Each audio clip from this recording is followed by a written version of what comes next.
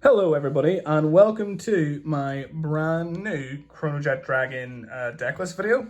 The old one has now become a bit outdated because I've become a lot better at the game. I know more what to do now. The combos are just kind of second nature to me now. So yes, I hope you guys enjoy this video. Hope this does a lot better than my first video, which I'm so grateful for y'all watching. I hope you come back for more videos in the future. Sorry I haven't done more recently. I've just been kind of practicing, really getting into the game, really understanding how this deck works and everything else. So I would like to stop blabbering and we will get on to the deck. Thank you again. Don't forget to like, comment, and subscribe, and let's get to... So how about we get on to the right deck? So obviously we got your CHRONOJET, Macer Gear Dragon, Smoke Gear Dragon, and CHRONOJET Dragon. So ideally, you go second. That's kind of ideal in this deck. So you ride Macer Gear on top of CHRONOJET. You get to draw two, one off CHRONOJET skill, one off Macer Gear, and then you get the crest, which is absolutely fantastic. And then Smoke Gear, and then CHRONOJET. So now, once you ride CHRONOJET on top of Smoke Gear, you do Soul Blast, and then you get to add any grade 3 from your deck to your hand. So what this does is it helps like deck thin. You get your volley going, which we'll talk about in a bit. But yes, that is the right deck, and then obviously you get to stride. So on to the grade 3s, shall we? We are running 2 CHRONOJET in the main deck, and we're running 3 volley. Essentially, because we're doing that, getting the CHRONOJET Dragon is so simple. You only really need to run 2. And you can search it, and you need the CHRONOJET for the Chrono Dragon next stage. So you can get that using like Steam Breath or like your Smoke Gear Dragon. You can search it off. But mainly with the Smoke Gear Dragon, you're going to be searching the Steam Fighter Volley for your stride cost. And then, you're drawing a card with the volley. So you're running 3 of these. You're only running 6 or 5, sorry, in the main deck, just so you're not clogging up your deck, and you have like a bit more space for grade 1s and grade 2s. So yes, those are the grade 3s. So now with the grade 2s, you're always running 4 upstream dragons, because whenever you attack, it's a 15k attacker on its own, and you want your GG or your Brainwash Swirler to call to your back row to get a 13k booster, which is always amazing. And you're running 3 Steam Fighter Argandia, because it's on a Soul Blast, it's either a 10k intercept or a Soul Blast. If you have a card open or a card face up in your G zone, it's a 15k interceptor. So all you have to do is Soul Blast, goes to the Guardian Circle, and then it is a 15k interceptor, which is absolutely fantastic. And plus, you're not relying on GBs with it, so even if you don't have GBs, you're not losing out on the card's potential, like if you were needing to call the upstream for anything. Yes. So speaking of, we are also running 2 Amazement Magicians. We're running 2 of these because whenever attacking, it's always good to soul charge on your grade 2 turn. Because you're setting up for your GGs, for your soul blasting, and when you're drawing, getting the 5k. Never mind, it's not the 5k. I'm thinking about the other ability, but it's fine. So yes, 4 upstream, 3 Argandia. You're not really running more than 3 of these just for consistency's sake. You kind of want to see your upstreams a lot more. And then the Amazement Magician is just for boosting soul whenever it attacks. So those are your grade 2s. Okay, now we're on to the grade 1s. We're running 4 Brainwash Swirler, 4 GG, 4 Steam Breath, or you can run 4 Steam Maiden Arlim, or you can run 3 of your PGs or an Elementaria. It's your choice, honestly. If you know you're going to be running into Jet a lot, which you probably will be because it's one of the best decks going right now, you'll probably want to switch in an Elementaria. Yes, so either or.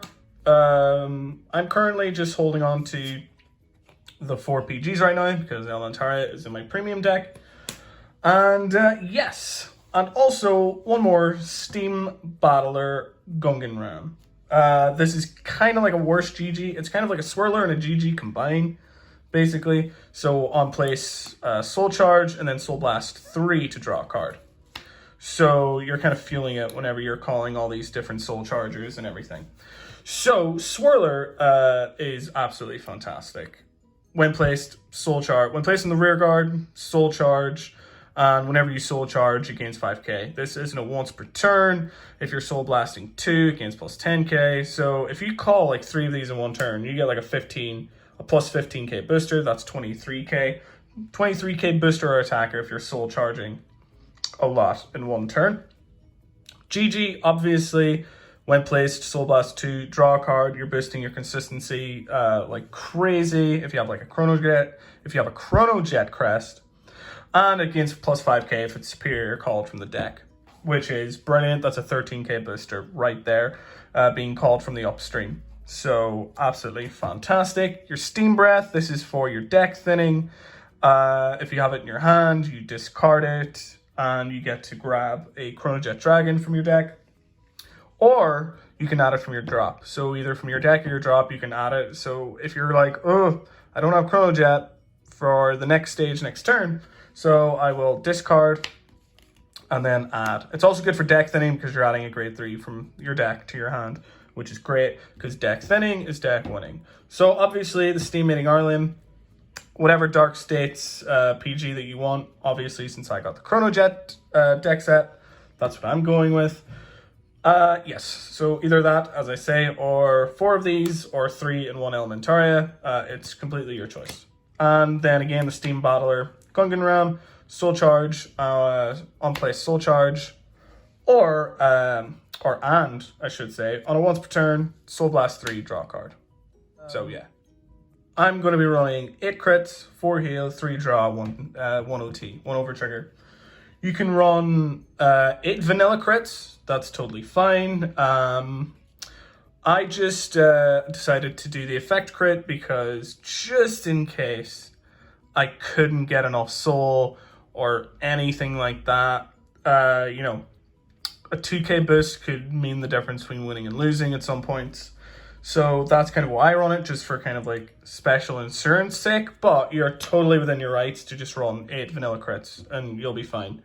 Some people opt to do like front crits, but personally, so maybe like 5, so potentially like 5 crits, 3 fronts or whatever. But no, I'm just going to go with the solid 8 crits, just for that extra power, because you're drawing triple drive. You might as well, you know, get the crit, you know, put on that extra pressure to guard and everything.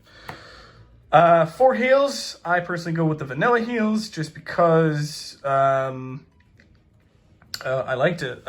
It's just a 15k guard, like no issue, whatever. There's no cost to be met.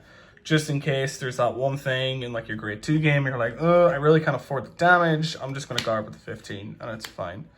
And 3 draw, because we're not running 4 draw because we need the OT. Always run the effect draw, like whatever, always run it if you can, because 10k shield is pretty good for a draw. And just the Dark States PG, like this one. You gain 10k and a crit at all times during your turn. It's basically like a Force 1 and a Force 2 marker, like all mixed together. So yes, those are the triggers. And finally, we have the G deck. Is basically what makes this deck really, really good. Obviously, you got your Fate Rider Dragon, you know, before it attacks, you know, you Counter Blast, and then like Time Leap, or, you know, put a grade 1 back to your, or, you know, put a unit to the bottom of the deck, and then Superior Call 1 with 1 grade or higher. Kind of standards, Time Leap, or whatever. Yes, so that's good. Obviously then that gets you like your 4th attack for the turn. You're calling, you know, you're moving a unit from the back row, maybe a grade 1, getting the upstream back or anything like that, you know, that getting the upstream back that you put to the bottom of the deck that you would do. So that's pretty good. And then your next stage basically is your game finisher. What next stage does is Counter Blast 2. Chronoblast 1, discard 2, and then you can, after this unit attacks, put it back face up in your G-zone and ride your Chronojet Dragon as stand. So that's pretty good, because Chronojet Dragons, GB2, it gains 5k, so it's up to 18k. And then, you know, not to mention with the crest, so you'll be attacking with at least 33,000, because it'll be a plus 15 whenever all and said and done with the crest and stuff. Dice fell on the ground, that's totally fine. But yes, that is essentially Chronojet Dragon. I've been practicing, I've been playing, I've been really improving with this deck. This hopefully is leagues better than the first video that I made, and I would like to thank you all so much for watching. That has got way more views than I would ever hope to imagine, and hopefully this one gets a bit better traction and shows that I've grown and became a lot more better at the game. So I would like to thank you all so much. Don't forget to subscribe, and there is going to be a video that I'm going to do where I play through kind of using the cards in the deck, not extremely optimally, just kind of a best case scenario, kind of what the deck does and what you would do in like certain situations, just kind of what each, showing off what each cards do, what to discard for your ride phases, and you know, when to guard, how to guard, and everything. So yes, again, don't forget to like, comment, and subscribe, and I will see you guys in the next video.